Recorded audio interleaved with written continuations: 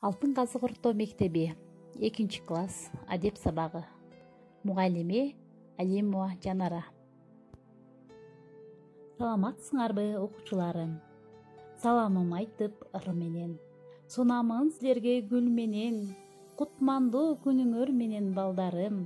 Кайрадан онлайн сабакта жолугуп турамын.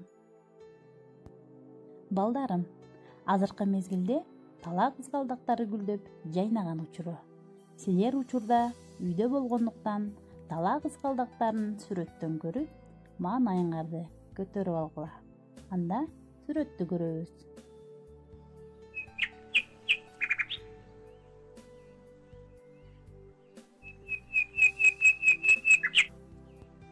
Балдар, талаа кызгалдактары маанайыңарды көтөрдү.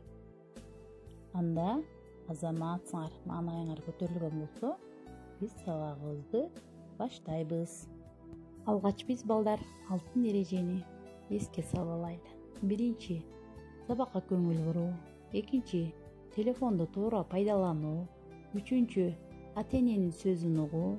Төртүнчү, сабакты кунт коюп угуу. Бешинчи, берилген тапшырманы так аткаруу. Бүгүнкү өтө турган жаңы темабыз балдар, достукка бекем бол.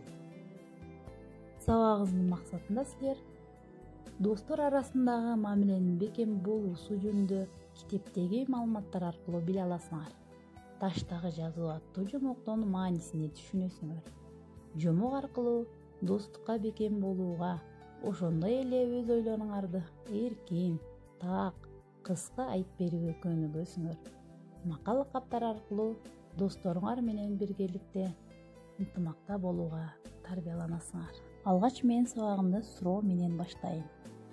Биринчи суроо: адамга достуктун эмне кереги бар? Экинчи суроо: чыныгы достук кандайча пайда болот? Үчүнчү суроо: кандай мамилени достук мамиле деп эсептейсиңер? Демек, бүгүнкү сабактын жүрүшүндө мына ушул суроолорго жооп ала аласыңар. Анда мен силерге балдар достук жөнүндө маалымат берейин. Баарыбыз кунт коюп угуп турабыз. Достукка бекемдик бул ыймандуулуктун белгиси.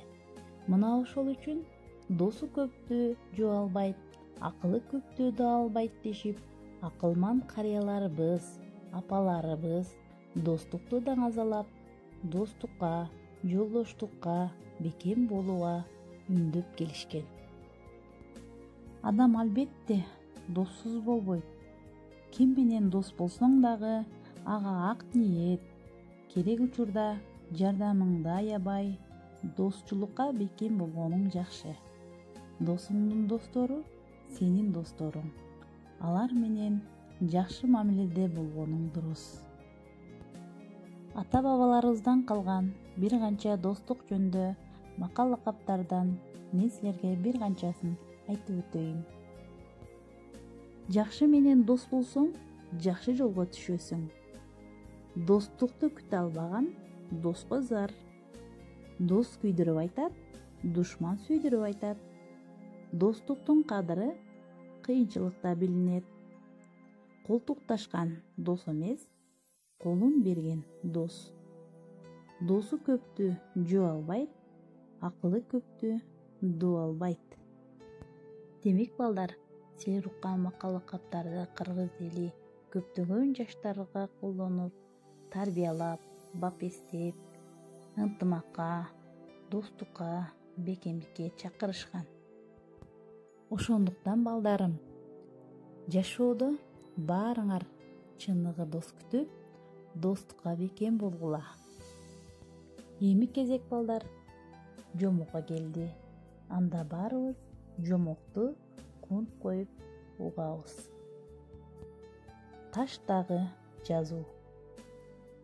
Илгери бир айылда кичинекейинен бери дос болгон Адылбек жана Жаркынбек деген эки киши жашаптыр.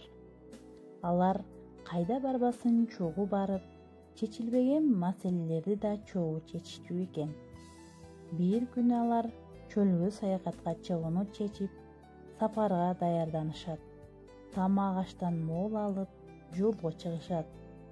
Күн ысык, экөө көпкө жүрүшөт. Кимисинин кеткени белгисиз. Айтор бир убакта эки дос уруша кетишип, Адилбек досун шапалак менен 2-3 жолу катуу чаап жиберет. Таарынып калган Жаркынбек үн катпай тултуюп кете берет.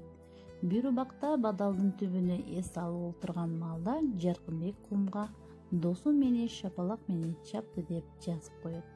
Аны окуган Адилбек унчукпайт. Ошентип эки дос сүйлөшпөй дагы көпкө жүрүшөт. Бир убакта катуу шамал болуп, Жаркынбекти алып учат. Ошондо Адилбек болгон күчүн жумшап, досун сактап калууга үлгүрөт. Кайрадан алар жолулашып, чоң таштын жанына келгенде эс алмай болушат. Жаркынбек отураардан мурда ошол ташка досум мени өлүмдөн куткарып калды деп бадырайта жазат. Досунун бул кылганына таң калган Адилбек: Жаркынбек, мен сени урганда досум мени чапты деп жаздың. Эми болсо ташка досум мени өлүмдөн куткарып калды деп жазып койдуң. Неге жазып жатасың?